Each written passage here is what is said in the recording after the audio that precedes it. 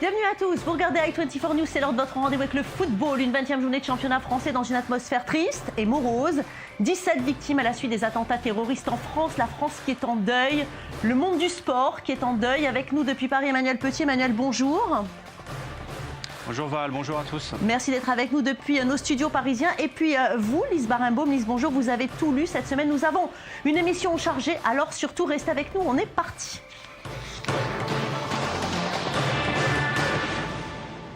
Mais tout d'abord, on va regarder les résultats de Ligue 1 en épilogue de cette 20e journée. Score vierge entre Nantes et Metz, Monaco et Bordeaux 0 partout. Tout va bien pour Lyon qui s'impose 3-0 à Gerland face à Toulouse. Carton plein pour Bastia à Furiani.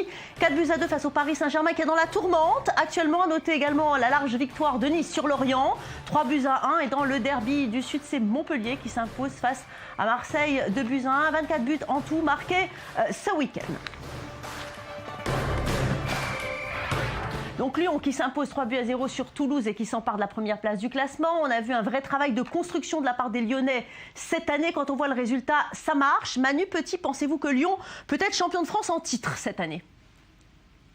Oui, ils peuvent l'être dans la mesure où ils ont déjà été éliminés de la Coupe de la Ligue, qu'ils ne sont pas en Champions League non plus, donc pas de Coupe européenne. Donc ils ont un calendrier qui leur est favorable.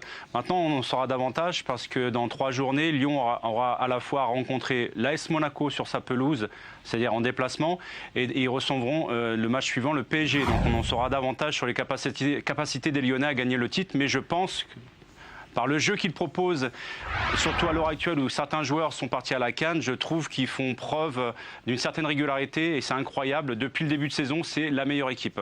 Alors en tout cas, Lacazette a inscrit à nouveau doublé. Il en est à 19 buts contre 12 seulement pour Gignac. C'est un produit qui est 100% lyonnais. Ça y est, Lyon redevient la mode ?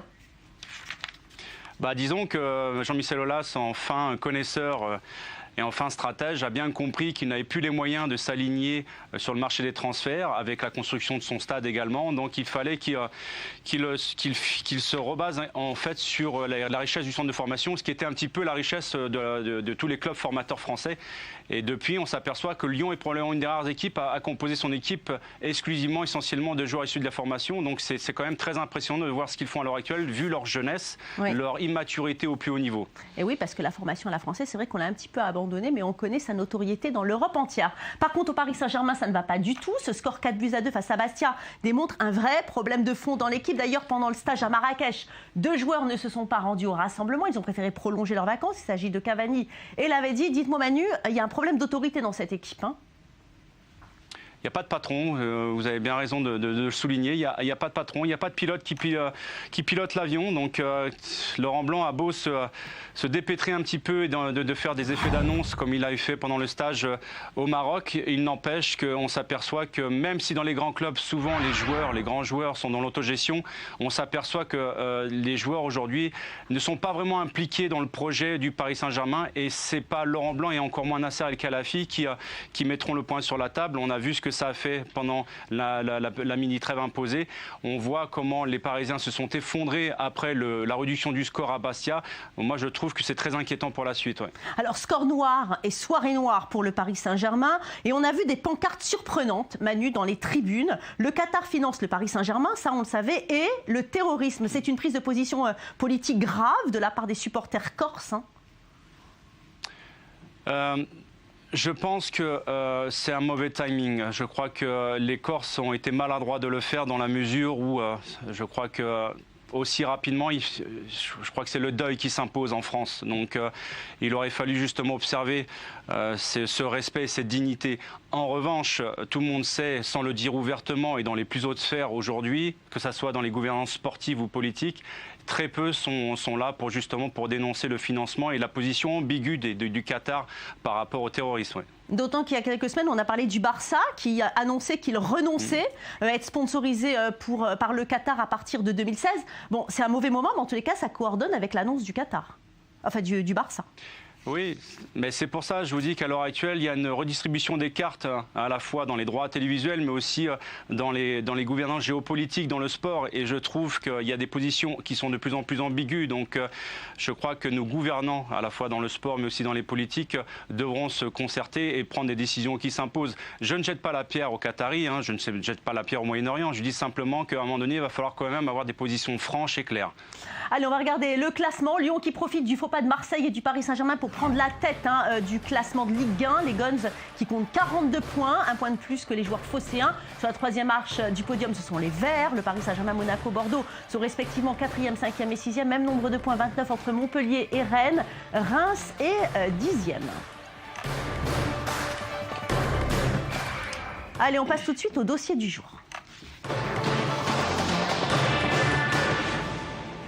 Le monde entier s'est mobilisé pour rendre hommage aux 17 victimes des attentats de Charlie Hebdo de Montrouge et de l'hypercachère de la Porte de Vincennes à Paris. Le football n'est évidemment pas indifférent à ces tragédies. Une minute de silence a été observée sur tous les terrains de l'Hexagone. Des messages de soutien ont été adressés par les joueurs, les entraîneurs et les membres de l'encadrement des clubs. Les supporters n'ont pas hésité à brandir des banderoles dans les tribunes. Enfin, les journalistes dans les tribunes de presse ont également montré leur solidarité à la liberté d'expression. Gros plan sur cet élan de solidarité avec vous, Lise Barenbaum, et puis on en parle ensemble après. Quelques jours après l'attentat contre Charlie Hebdo et la tuerie de la Porte de Vincennes, les sportifs continuent à rendre hommage aux victimes des attaques terroristes. Le football ne reste pas muet. L'OM face à Montpellier a opté pour des t-shirts noirs afin d'afficher son soutien. Le Real Madrid de Raphaël Varane et Karim Benzema a observé une minute de silence en mémoire des victimes des attentats. L'entraîneur de la Casablanca a aussi tenu à parler des attentats. Je suis désolé de ce qui s'est passé. Nous tous, en Europe, sommes concernés et nous espérons que les hommes politiques vont régler ce problème. C'est un problème qui concerne tout le monde, pas seulement la France. Nous espérons que tout va bien s'arranger parce que la vie dans la crainte, ce n'est pas la vie. En Ligue 1, l'OM a tenu à marquer le coup. Benjamin Mendy a laissé parler son émotion. Avant toute chose, comme j'ai dit précédemment, j'aimerais faire une grosse pensée aux familles et aux amis suite à l'attentat de Charlie Hebdo. Marcelo Bielsa, au cours de sa conférence de presse jeudi, s'est présenté face aux journalistes quelque peu masqué par une feuille où il était inscrit « Je suis Charlie ». Entenderán que cada uno de nosotros tiene una posición. Vous comprendrez que chacun de nous a une position. La mía es la que acabo de expresar. La mienne est celle que je viens d'exprimer. Que no hay ningún hecho que justifique la muerte. Qui est qu'il n'y a aucun fait qui justifie la mort.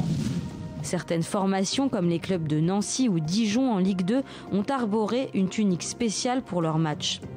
En Allemagne, le Bayern de Munich a eu un petit mot pour les victimes, tout en sobriété. La solidarité du monde sportif est unanime face à cette tragédie. Manu, vous habitez en plein cœur de Paris. Comment avez-vous vécu ces événements ? J'habite dans le quartier du Marais, Valérie, donc j'habite à quelques centaines de mètres de ce qui s'est passé. Je crois qu'on est tous unanimes pour dire ce qui s'est passé est extrêmement grave et ce sont des actes ignobles, barbares, mais je suis quand même rassuré de voir l'union à l'heure actuelle qui touche les Français, parce qu'on a touché un bien commun qui est la liberté. Pas seulement la liberté d'expression, mais la liberté tout court.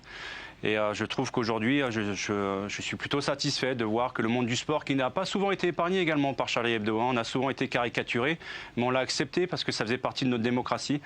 Même si on n'était pas d'accord, on l'acceptait quand même. Donc je suis content, mais à la fois perplexe. Et j'attends justement la suite des événements pour voir si cette unité perdurera. Donc c'est mon souhait le plus cher en ce début d'année. Oui. En ce cas, Lise Barenbaum, la presse sportive a repris les codes de Charlie Hebdo cette semaine. Oui, l'équipe ce matin notamment titre avec un dessin humoristique où il y a Cabu qui déclare « C'est la première fois que je fais du sport ». Il est placé au premier rang du cortège du rassemblement d'hier. Mais déjà la semaine dernière, après l'attentat de Charlie Hebdo, le quotidien publiait un dessin pleine page signé Soulcier. On y voyait quelques spectateurs venus assister à un match horrifiés par le spectacle avec la légende « Liberté 0, barbarie 12. » Alors justement Manu, est-ce que vous pensez que les messages justement lancés par le monde du sport, ça a une vraie caisse de résonance ? C'est une caisse de résonance, c'est un formidable vecteur justement pour faire passer des messages. Il y a beaucoup de gens qui l'ont bien compris, notamment en dehors de la sphère purement sportive. Il y a souvent eu des propagandes au sein même du football ou du sport d'une façon générale. Donc je pense que moi j'ai toujours eu le rêve, alors c'est peut-être un rêve qui est fou quelque part, mais j'ai toujours rêvé qu'un jour les plus grands sportifs de ce monde se réunisseraient pour justement prôner une certaine démocratie, des certaines valeurs éducatrices ou autres à travers le monde. Ça a été mon souhait pendant très très longtemps avec certains joueurs de l'équipe championne du monde 98. J'espère que les événements qui viennent d'avoir lieu sauront justement les convaincre de la nécessité de notre devoir justement de citoyens. Oui. Alors Lise Barenbaum, nos confrères de Charlie Hebdo sont morts cette semaine et vous teniez aujourd'hui à leur rendre hommage. Oui, je voulais attirer votre attention sur le fait que Charlie Hebdo, comme vous l'avez dit, Manu, n'a jamais épargné le monde du sport et le meilleur moyen de s'en rappeler, c'est peut-être de se souvenir de tous ces dessins. Alors, il y a eu beaucoup de unes, il y en a eu notamment une sur le dopage qui titrait Tour de France du dopage. Il y en a eu aussi une sur l'affaire Zaya qui dit poule de luxe, hôtel de luxe, équipe de naze. Et puis une autre première page sur la taxe à 75% qui écorne Zlatan avec le titre taxe à 75% et puis Zlatan représenté qui dit pas manger, pas babal, 1 ou 2 millions SVP. Oui, ben vous avez presque réussi à nous faire rire, Lise Barenbaum. Manu Petit, lorsque vous passiez dans les kiosques et que vous regardiez ces unes, quel sentiment vous aviez ? J'ai toujours trouvé que ça faisait partie de la démocratie, c'était des caricatures. Donc si vous rentrez vraiment dans le jeu des caricatures, effectivement, vous pouvez vous radicaliser. Je crois qu'ils font le prendre au deuxième degré, même si les messages qu'ils passaient en permanence touchaient toujours leur cible. Moi, j'ai toujours considéré que la liberté de parole était essentielle et fondamentale dans une démocratie. Donc, on peut ne pas être d'accord avec son voisin, mais je pense que le respect doit s'imposer en permanence. Lise Barenbaum, en tout cas, les réactions étaient très vives après l'attentat de Charlie Hebdo. Oui, on a pu lire dans Le Figaro notamment les réactions de l'entraîneur d'Évian Thonon Gaillard, Pascal Duprat. Il a tenu des propos extrêmement durs après son match face à Lille. Le stade a observé une minute de silence dans une ambiance très pesante. Écoutez ce que l'entraîneur a dit à l'issue de la rencontre. C'est un scandale. J'ai juste envie de protéger ma famille et j'ai juste envie de penser aux gens qui ont perdu les leurs pour des causes qui me dépassent. Au XXIe siècle, avoir une alerte sur votre téléphone pour vous dire qu'il y a 12 morts parce qu'il y a des cinglés qui pensent défendre une religion ou une cause, c'est du vent. Ce n'est pas la vie. Manu, est-ce que vous comprenez un tel état d'exaspération ? Je ne sais pas si vous vous rappelez un passé pas si lointain, Valérie, mais début décembre, j'ai été dans une très grande polémique ici en France pour des propos qui étaient similaires et qui étaient à l'image de ce que pensent les Français aujourd'hui. Donc, si vous me permettez, je vais m'abstenir de répondre à cette question. D'accord. Alors, est-ce que vous vous sentez en sécurité, vous, aujourd'hui en France ? Vous dites que vous habitez dans un quartier très chaud. Comment vous vivez là-bas ? Ça fait 15 ans que j'habite le quartier du Marais. Ça fait 15 ans que j'habite le quartier juif à Paris. Et... moi, ça fait 25 ans que je suis sur le terrain, dans le domaine associatif, caritatif, humanitaire. Ça fait 20 ans que je vais dans certaines banlieues françaises ou étrangères, que je vais sur des terrains où il y a des conflits.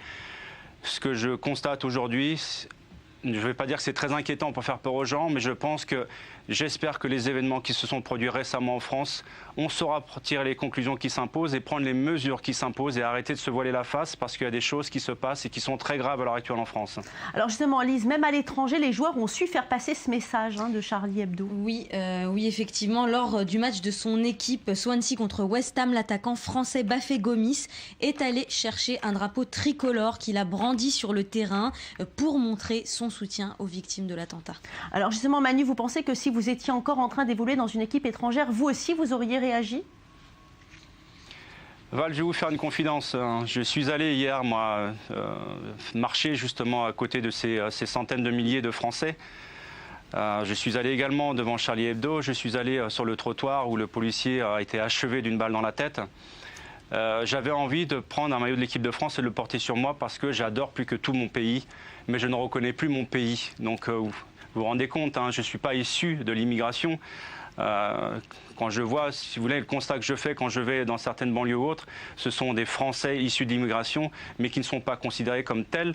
Pour leur grande majorité, il y a une minorité qui ne veut pas s'insérer, et vous avez beau faire ce que vous voulez, ils ne s'inséreront jamais.